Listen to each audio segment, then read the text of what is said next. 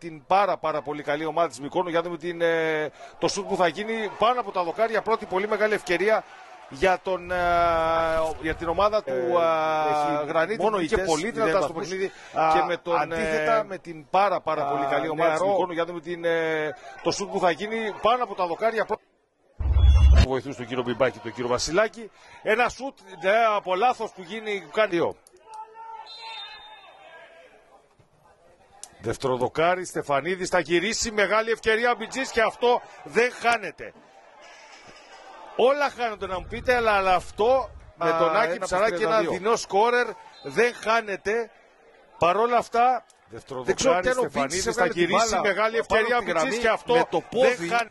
Ουσιαστικά είναι ο τερματοφύλακας της Μυκόνου, ο οποίος πετάει την μπάλα κόρνερ.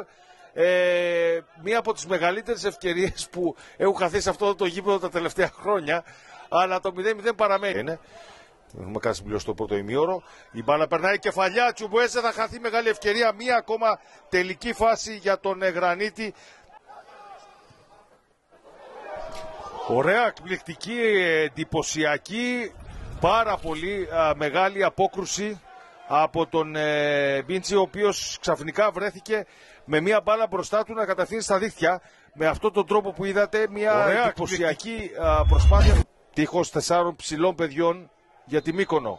Δημητριάδης εκτελεί απευθείας, πολύ δύσκολα ο Μπιτζής μετά από ώρα θα πέσει και θα μπλοκάρει. Ήλεχε βέβαια την μπάλα. Ήταν καλό το σουτ τείχος 4 ψηλών παιδιών στη γωνία, αλλά ο Δημητριάδης εκτελεί απευθείας, πολύ δύσκολα ο Μπιτζής που πάει μπάλα.